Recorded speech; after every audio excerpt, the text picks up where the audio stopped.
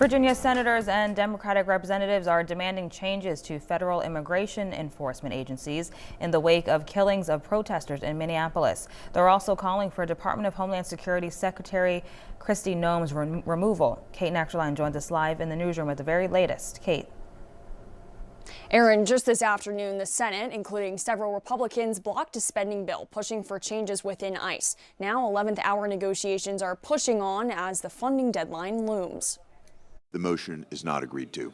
The fight in the Senate has zeroed in on splitting funding out of a larger budget bill and isolating the Department of Homeland Security, including ICE. Many on Capitol Hill say they want more accountability within those federal agencies in the wake of the killings of Alex Preddy and Renee Good in Minneapolis. Can't support additional DHS funding if we don't get a reform package in place. I think that is the absolute will of the vast majority of American people. By holding back money, Democrats hope to make big changes to ICE, including eliminating roving patrols, tightening parameters around warrants, and requiring ICE agents to remove their masks and wear body cameras. Watching these federal law enforcement agents who are acting as rogue elements, not even following the basic standards you would expect of local law enforcement. If the Senate cannot get the larger spending bill passed, multiple federal agencies will again be forced to close just months after the longest shutdown in American history.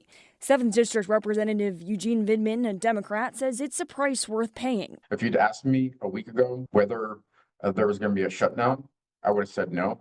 But this heinous act, this violent execution of an American citizen has galvanized the American people. Vidman is also among the Democrats and some Republicans calling for DHS Secretary Kristi Noem's removal. And she needs to be held accountable.